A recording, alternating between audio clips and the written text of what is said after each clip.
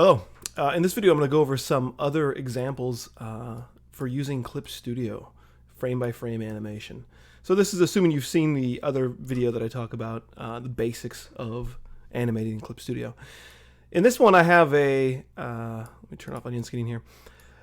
I just have this like water sliding down this rock formation, right? So I thought I'd talk about how you can easily do seamless loops in Clip Studio. Something that I just kind of found out by working without hearing anything. So I make this new one where it's just 1, 2, 3 frames. This can be any length of frame. It actually doesn't matter. But the idea is I want to make this drip happen, go all the way down, start at the top and go all the way down. So I only have 3 frames, and you can do it again with any number of frames. I'm going to go to the end of 3 here. I'm going to right click on that and tell it to go back to 1 with the idea that it's going to loop. What you'll notice right away is now on 3 you can actually see where 1 is going to be, right? Because it's the next frame. So it's using onion skinning. It's showing you what's going to be there. So if I go back to 3, I can then of course draw what's going to happen. I should probably use the same color yellow. I can draw before that, right? What's going to happen at 3. And so now when I go to 1, it's there. And I can go back to 2, right? And I can see where 3 should come from. And back to 1 and see where 1 should come from, and then back to 3 to get it again there. And I'm going to shorten this to kind of just be 1 through 3, and now you can see at least it's starting from the top and coming down. And of course, you know, if it's going too fast, you can always change that up in your timeline. I think it is. I always forget where it's actually at. And so I only have 3 frames, and so of course it's very fast, right? So if you want it to be like more natural, you would have more frames. But then you can of course just keep going. So we have at 3. You'll notice at 1 now I want to continue 3.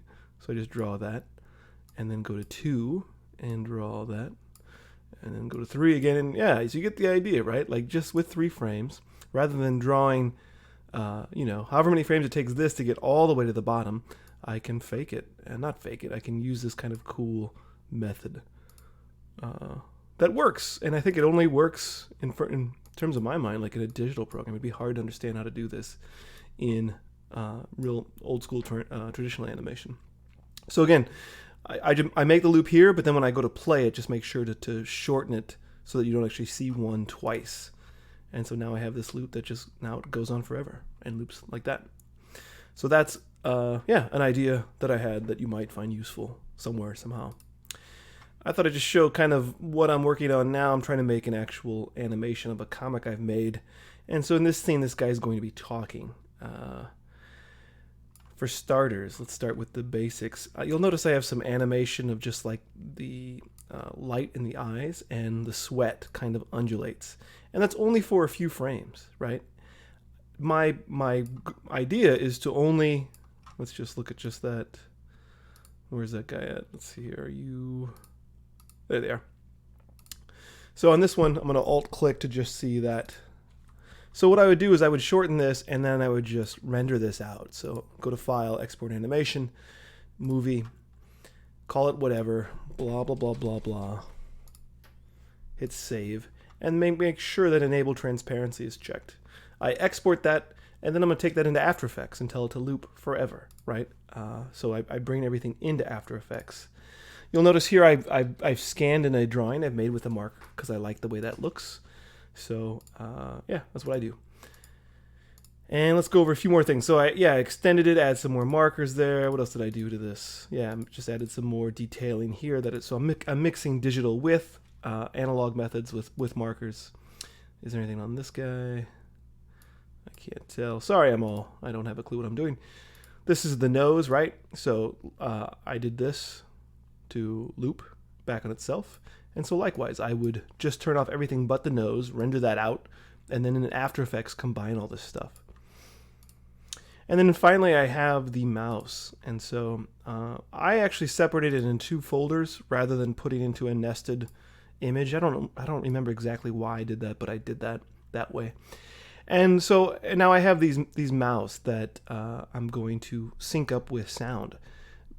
Clip Studio now has an ability to put in the audio and then sync it up here. So I will probably do it here. I'll probably merge these two layers together, or render them out and then bring them back in, so that I don't have to mess around with them. And that's for the face. And then the last I thought I'd show you is this Ascension thing I did, which is yeah. I'll let you watch that for a second. This idea of this paint dripping down this car. I had this is all done in Clip Studio and After Effects. I had this drawing of this car, and so I just use this as a guide to make this animation, right?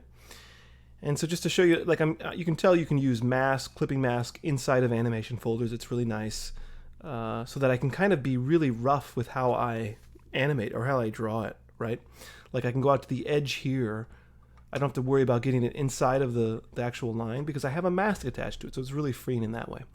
And then I have, lots of drawings. I don't know how many I have, like 78 it says. So I animated the blue on top, and then I also made an animation on top that was the red. So like I wanted some moments that stayed longer, that became the negative, and so I animated that on top and then cut those out in After Effects is what I did. And the process in the final is just to, in After Effects, have one color play, right? And then duplicate that, move it over in the timeline, and have another color play, and just change the color. And that's essentially it. If I were to redo this project, I might do another drip sequence, just so that it's not the same drip sequence, just changing color and different time plane. Might be kind of intriguing. But yeah, just some quick ideas about like how to use Clip Studio simply in a way that allows you to make actual projects. So thank you.